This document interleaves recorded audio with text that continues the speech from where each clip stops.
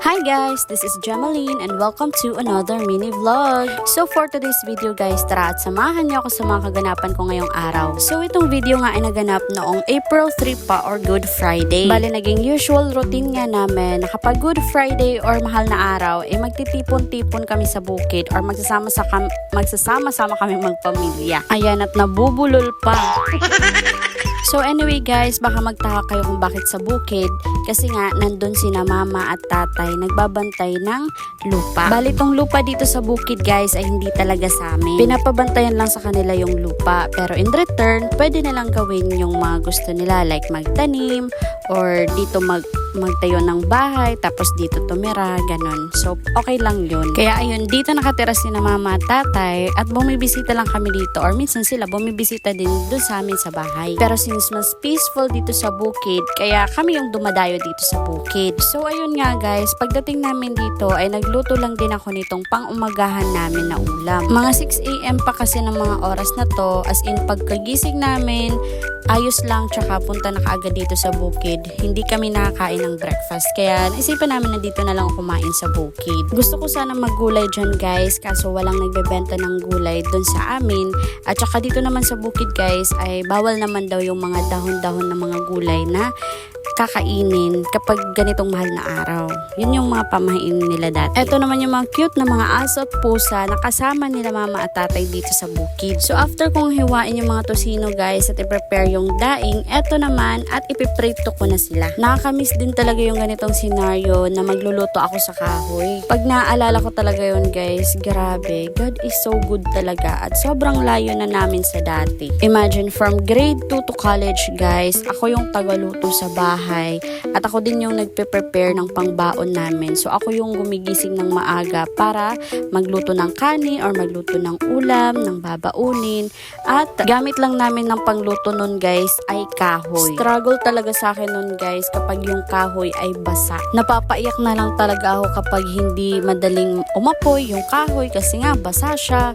Tapos mausok pa. So kailangan talagang bantayan para hindi mamatay yung apoy. Hindi naman kasi namin afford mag-gas ng mga panahon na yun kasi nga walang pera. Kaya sobrang thank you talaga kay God na ngayon na nagka-work kami ng kapatid ko ay nakatulong na kami sa bahay at nararanasan na namin yung mga bagay na hindi namin naranasan dati. Kumbaga ay paunti-unti nakakausad na rin ganun. Eto naman nga guys ay nag-igib ako ng tubig since yung tubig na stock nila mama dun sa bahay ay nagamit ko kasi naghugas ako ng pinggan after namin kumain. Medyo malayo din kasi yung iigiban ng tubig kaya kailangan may nakastock talaga na tubig sa bahay para hindi naman baba ng baba sila mama at tatay para kumuha ng tubig. Ayan at iniligay ko lang din dyan sa ibabaw ng mesa guys para kapag may gagamit ng tubig ay ready na at pwede na nilang magamit agad. After ko magtrabaho guys, ayan at nag-relax lang ako konti at kumain na nitong ginawa nilang buko juice na may milk at nilagyan nila ng biscuit at ice. Eto naman guys ay yung pinaka-baby sa pamilya po namin. Yes. Ang cute pero sobrang maldito naman. Ayaw pumasok dito sa bahay kaya mas prefer niya maglakad-lakad dyan sa mga taniman ni tatay. Binigyan na lang namin ng saging para makakain ng breakfast since ayaw naman talaga pumasok at kumain dito sa loob. Tignan mo at itatapon yan yung balat. Nanawong. Nanawong. Hindi na tanong na magbatay na itong kayo isirat na liwat. Subay-subay lang. Wait lang. Tikain na.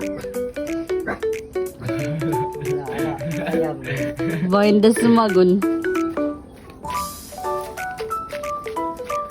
Dali na. Timnawong. Adi magpuan pa. Daw ka. Alaka na matak ka. Alaka.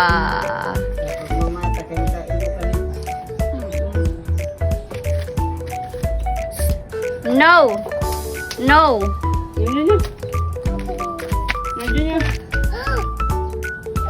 ka na toto. Dahil kasi butuan. Pinutuan mo. Uy, langaw.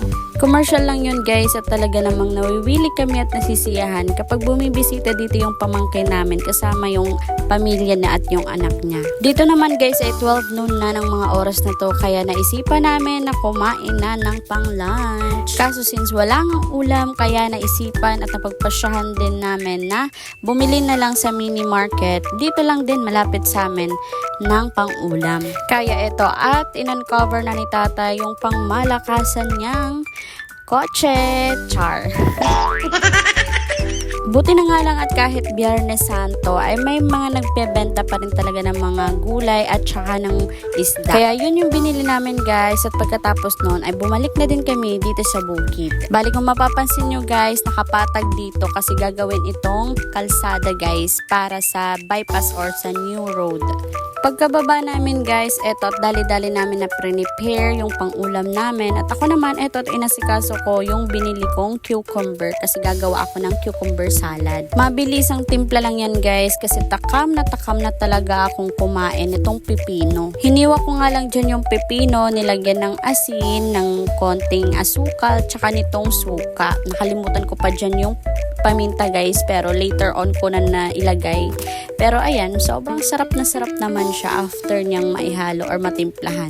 Craving satisfied yan, girl.